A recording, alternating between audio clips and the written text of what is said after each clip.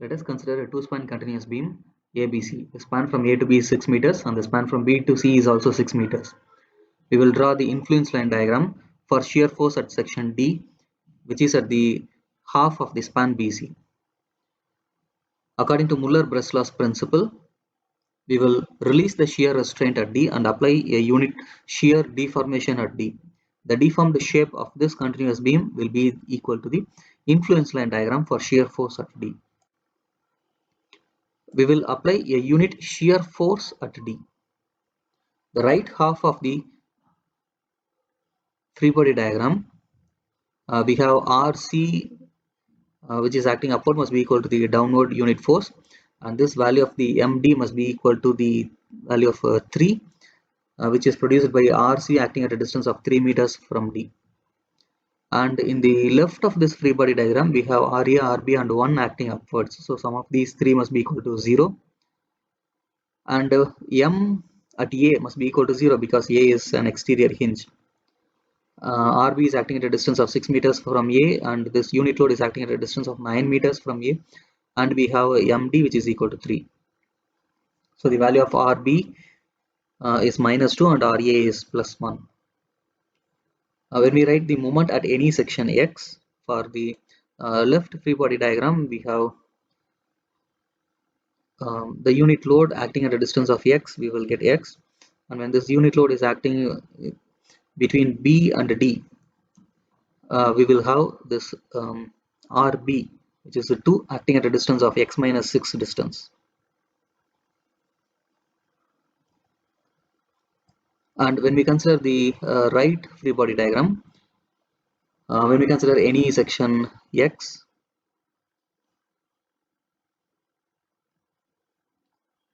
then the moment will be equal to 3 minus X. 3 is because of this MD, and RC is acting at a distance of X from the section considered, so it is X.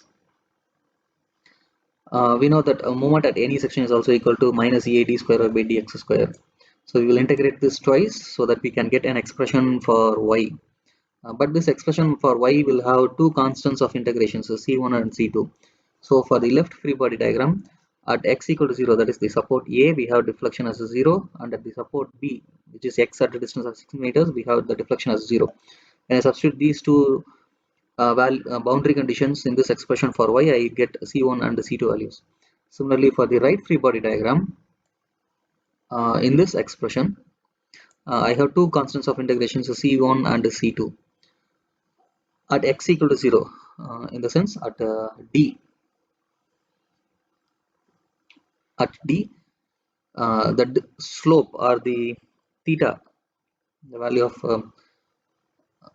theta dc or dy by dx dc, this must be equal to the theta db, that is a theta on the to the right of the section must be equal to the theta to the left of the section, and this can be estimated from the previous or the left hand side expression.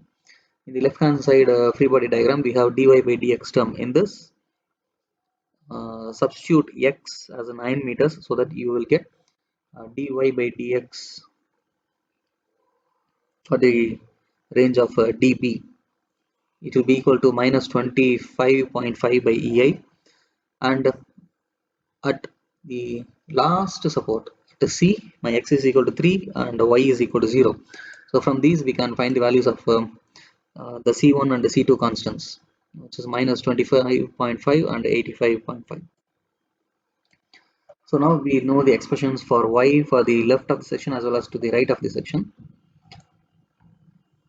We have to divide this with the actual y so that we can get the influence line diagram. So y for the left of the section, ydl is for the left of the section. Similarly, ydr can be considered as to the right of the section. We will find the deflection values ydl and ydr, and we have to add these two things together so that we will get the total